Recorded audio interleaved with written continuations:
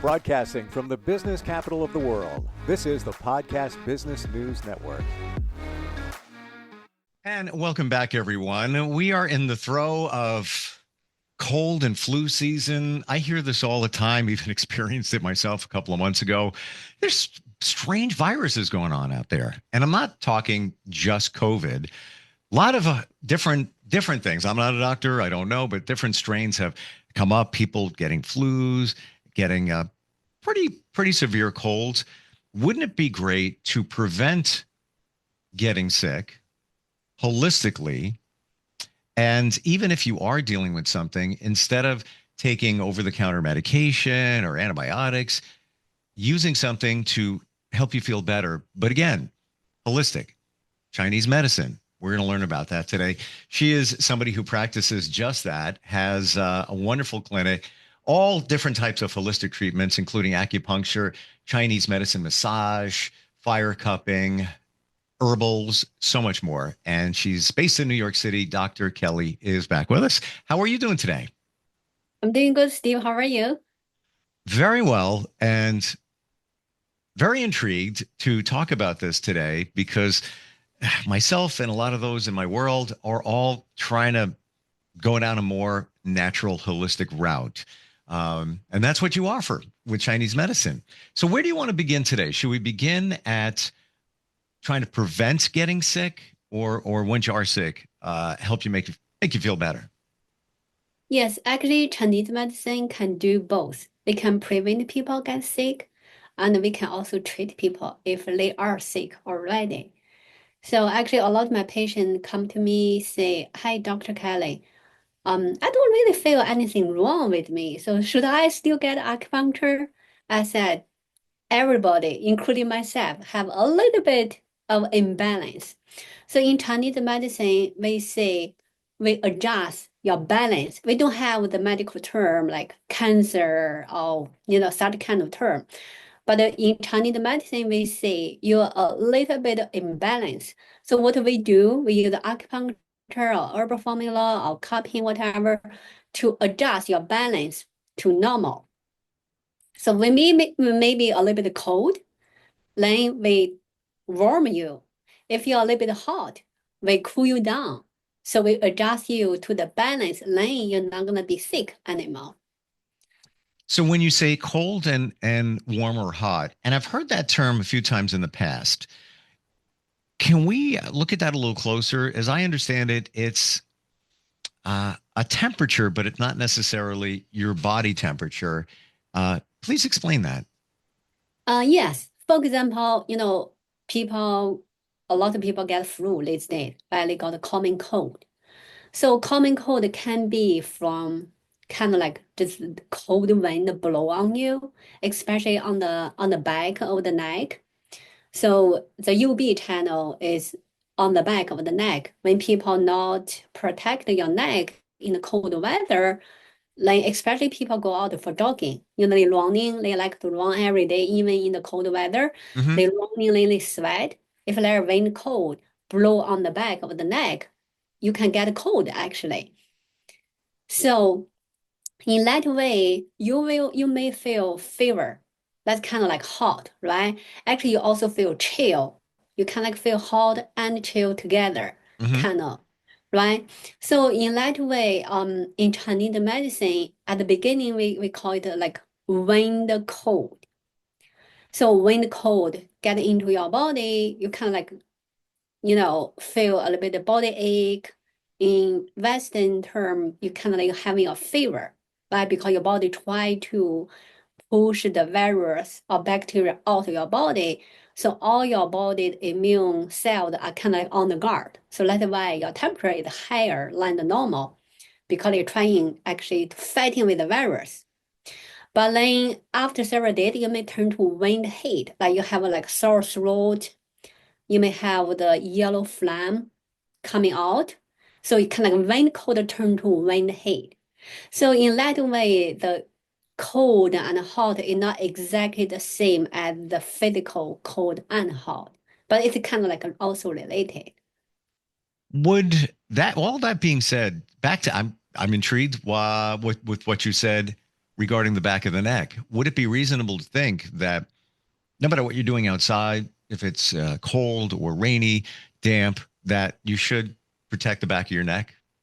Yes, yes. Actually, one of my patients yesterday came in and said, "Oh, I really like to go to Central Park jogging every day." I said, in general, in Chinese medicine, we don't recommend people work out too much in the winter because winter we're supposed to store our energy. We're supposed to be kind of like relax a little bit.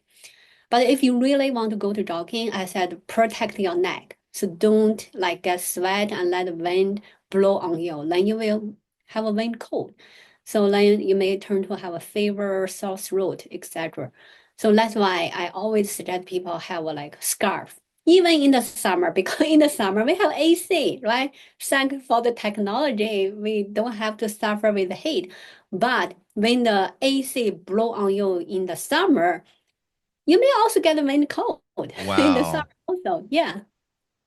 So interesting. And it's bringing back memories because my mom used to say this all the time. And she also said one thing, and I don't know if this is true or not, but as a kid, now don't sit on the ground in the winter too. Don't sit on the ground. You get a cold in your stomach. I don't know if that's true or not, but she did talk about the neck. Wow, interesting. Uh, what's going on with the prevention of this? Now we talked about, just protecting your neck, but are you building up immunity? Are you being able to ward off different types of viruses and colds and things like that by using herbals or even acupuncture? Yes, actually, in Chinese medicine, we have acupuncture, right? There are several points. Like one of the very good points, actually on the back of the neck, like where the C7, right below the C7. So we call it 214. In Chinese medicine, in the pinyin, we call it the 大椎. So the biggest bone on your neck, basically.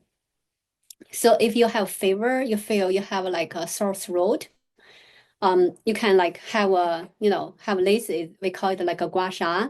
If you don't have this at home, you can just use a China spoon. So it's not sharp, not gonna hurt you. You put a little bit of lotion, you just like kind of like rubbing around on the 214, the C7. So from top to below it, kind of like scrape the kind of like a virus out or the cold out. That's very helpful for the people who have fever or people who have sore throat because 214 is the point where all the young channel go there. So that's Wow. why 214 is a very good point. Of course, we can use the acupuncture to treat it, but young kids sometimes they may don't like acupuncture, so you can use gua sha, right? You can have a gua sha stone, or you can just use a spoon, like China spoon. So you can do it at home. That's very helpful. Also, like on the leg, where the stomach, we have a stomach 36. That is a very good point. We can boost immunity. We can even people call it a longevity point, like people who want to live a long life. We can use that point. That point is tonify qi and blood, also boost immunity, make you stronger. It's a major point I use for my patients. So of course it can also harmonize your stomach and spleen, make your metabolic rate is better. So we do can prevent people by just boost your immunity or make you stronger. We call it tonify qi and blood. Wow. There's so much that this has been around for centuries. Keeping this was medicine many years ago, and still is. I want to move over to herbals, and got a bottle right here. I just started taking turmeric, and I just heard it's good for you. I actually like the way it tastes. It's a little spicy zing to a glass of water, whatever it is. What are your thoughts on turmeric? And there's another name for it. Starts with a C. I can't remember how to pronounce it.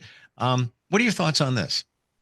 So actually, I have a very simple herbal formula I also want to recommend. So it's called 黄连上清丸.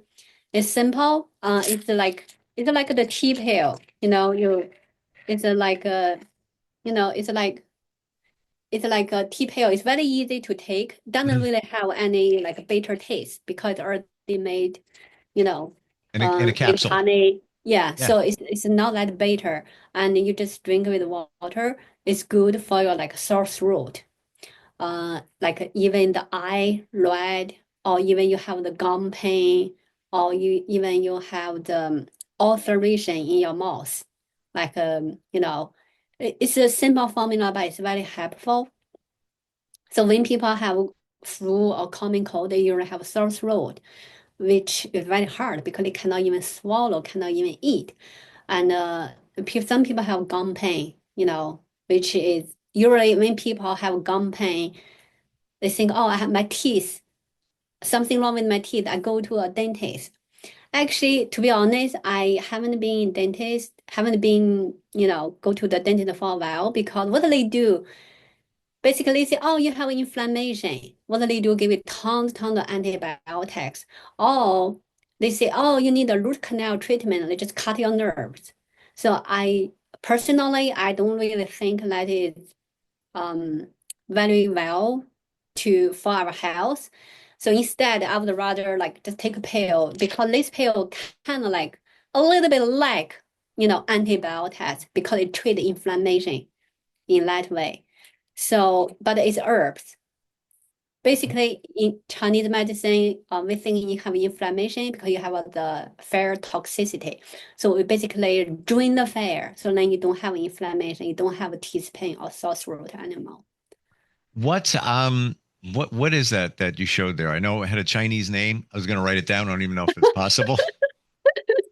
Yeah, so you can write down Huang, Huang, Huang, like yellow, right? Lian is Lian. Huang Lian is one of the main herb here. So Huang Lian Shang is Shang, Shang. Qing is Qing. Wan is Wan, like pale. So Wan means Wow. pale. Yeah. Wow. So it's very good to treat the upper jaw inflammation, like tooth pain, eye pain, sore throat, ulceration. Like, some people have ulceration Also in in the their mouth. tongue. Yeah. Oh, it's horrible. So this is a simple formula. And also I have syrup. It's much easier actually. Um, oh, it's called川贝枇杷膏. So Oh, here is the English 川贝枇杷膏. So it's also for like sore throat, phlegm. So you can buy in the like a herb store or yeah, it's simple and easy. So I usually recommend people to have a pear, like peel it, take the core out, then put like 3 spoons of this. You cook together, you steam it. You steam it for like at least half an hour or even an hour. So this herb totally soaked in the pear. So pear itself already can nourish the lung yin. So kind of good for the coughing. So with this herb, it's even better. Can take out the phlegm, can take care of the coughing. So it's very good because in the winter you're really kind of dry, right? The winter is dry. So this pipagao is very good. Compare cook together with pear. It's wow. very nice. I actually, to your point about being dry in the winter, I sleep with a humidifier Oh, nice. and Yes. I breathe, excuse me, so much better. Um, it just what a better feeling. I just Yes. fill it up with water, press the button, go to sleep, and it just the air is just nice, nice.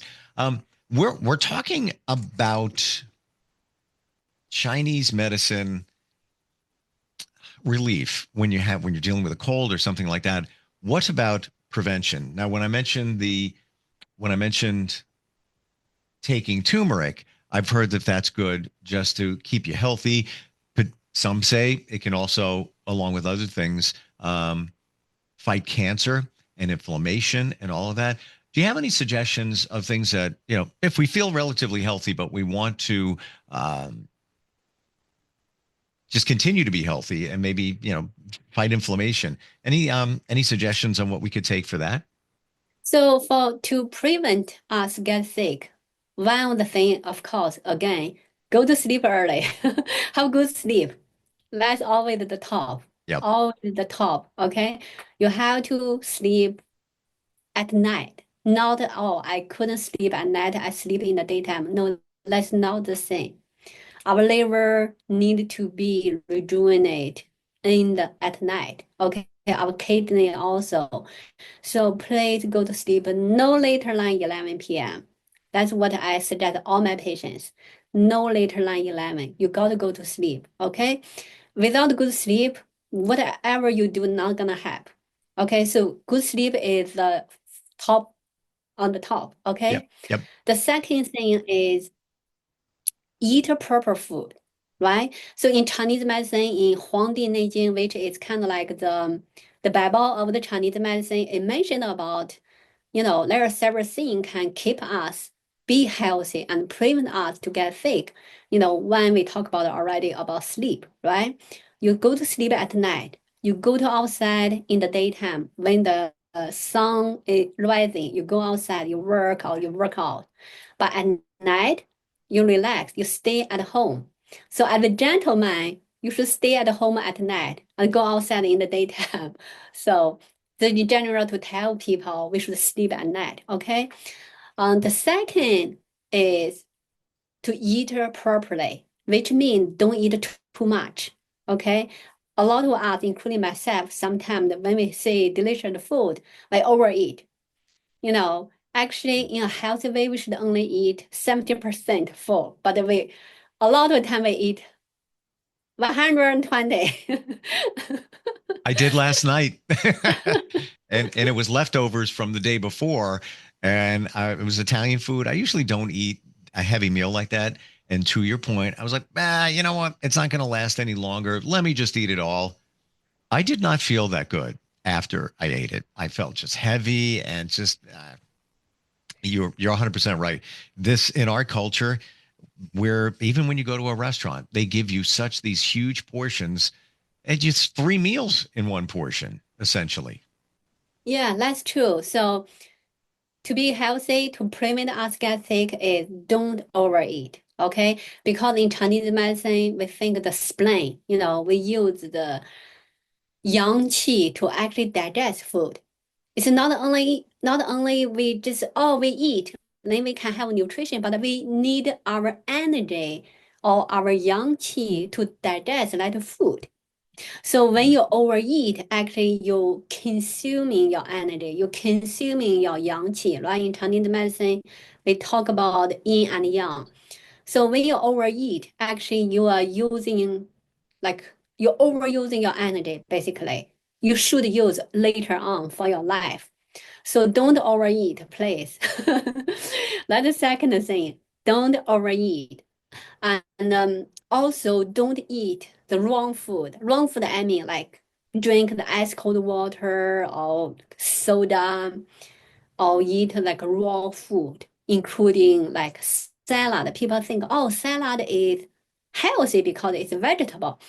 Yes, vegetable is healthy, we need it, but salad is raw, it's not cooked. So when you eat anything raw, our body have to use extra energy kind of like to warm up that food. If you eat something already cooked, it's much easier for the spleen and the stomach to digest that food. So when you eat raw food, you kind of like put like extra burden on your spleen to digest it, to turn into some nutrition our body can use. Wow. So I wouldn't suggest anybody eat salad. Please, you can just boil it, like put some salt or a little bit of oil or whatever, or you can fry it, but I don't recommend people eat raw food, okay? So that's another thing about eat properly. Third thing is don't eat too much fruits, especially the fruit not harvest in the season we are in right now. For example, in the winter, there is no watermelon in New York, right? Please try to don't eat too much watermelon. Don't eat not the seasonal fruit. Fruit already cold on the cold side in Chinese medicine. If you eat too much and seasonal fruit, you put a lot of cold into your body also. So Oh, eat the right size of the food. Don't overeat and eat the, you know, just seasonal food.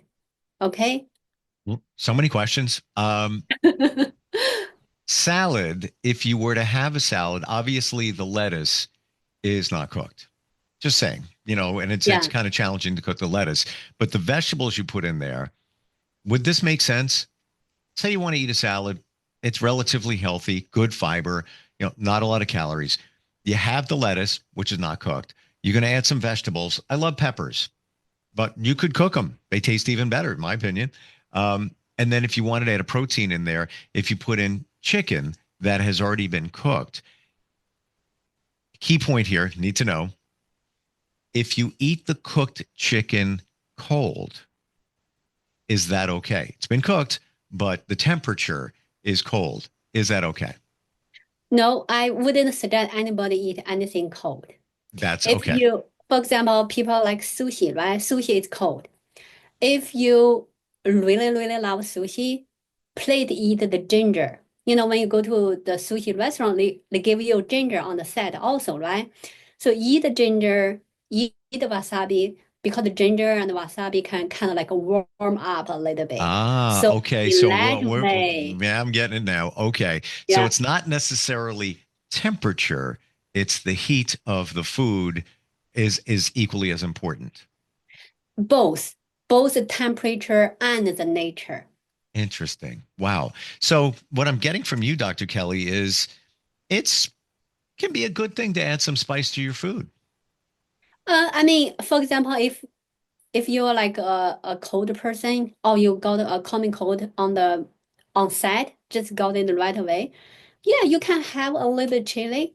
You can have a little bit ginger, have a little bit wasabi. That's fine because Mm. you're cold, right? You need to warm up, sweat that virus out. That's why sometimes we have the formula like ma huang tang, right? Ma huang is the main herb over there to sweat, to make the virus get out of your body. So on set, yes, that's fine, but not every day. I don't suggest people eat chili every day. Got it. Okay. Yeah. Just about out of time. Got to ask this question. We're talking about food portions and such. Fasting. I have a friend who has started fasting, but he uses the sleep time too. So he'll fast for, I don't know, maybe 18 hours, something like that. But that starts at his 6 p.m. dinner. So he has dinner at 6 p.m. Now we go to 6 a.m. You've already used up 12 hours, essentially, after dinner, then sleeping. And then he doesn't eat until about 12 noon, basically skips breakfast. Is that good to do occasionally on a regular basis? What are your thoughts? I think it's good for the people who don't have a lot of exercise. Like for example, a lot of people they just work in front of computer all day, but I don't recommend young kids, who running around a lot, who still developing. I don't recommend athletes doing it because they are too active. They are using their, body to do, sports all the time. But for the normal people, we just sit in front of a computer whole day. Yes, I think that's good because in general, we already overeat. Almost everyone. I'm not suggesting, I'm not saying everyone, but like including myself, even I know everything about health, but even myself, sometimes I overeat. So in that way, I don't really work out that much. So fasting is good. So you can have good sleep and you have enough nutrition. Final question. Go to bed at 11 o'clock. I get you. Exactly what you said. Before I get to this question, I did morning radio for many, many, many, many years, and I would never get enough sleep. And every spring, as soon as the weather changed, and maybe there was hair on the back of my neck, I would always get sick. Every single year. It was almost like clockwork. Here comes April. All of a sudden, I'm sick. Now I'm down for a few days. Got a cold, not feeling well. And it doesn't happen anymore because I changed my hours and I sleep. So there's a lot of credence in what you said. If you go to bed at 11 p.m., When do you feel is the last time you should eat? Many say, don't eat before you go to bed. When's the last time we should eat? Well, usually I wouldn't suggest people eat after 7. Okay. So 7 is kind of like latest time you should have dinner. So if you're doing the 16-8 fasting, you can just count, right? Actually, in Chinese medicine or even in the Taoist, people say don't eat after afternoon, but this afternoon is not really like certain, like 3 p.m. or 6 p.m. Right. So in general, mean don't eat like late, kind of like so you have enough time to digest your last meal of the day. Then you can have a peaceful sleep. Because if you have a late dinner in Chinese medicine, we say 胃不和则卧不安 because your stomach is still digesting food, then you're gonna disturb your sleep. So if you eat a early dinner, you have enough time to digest the food. You can have a peaceful sleep. Fascinating. Learned so much today and also validated a lot of things I was thinking, and I'm sure others. Your website is Kelly121acupuncture.com. You're located in New York. If somebody wants to, even if somebody's not in New York, I'm thinking that they could probably reach out to you on a consultation level where you could direct them even herbal medicine and such. Am I right about that? Yes, they can call me at 347-885-1865, or they can go to my website, submit a form. Wonderful talking with you, Dr. Kelly. Thanks for all the insight and information. Really, really appreciate it. Thank you, Steve. Thank you. Be well. We'll be right back.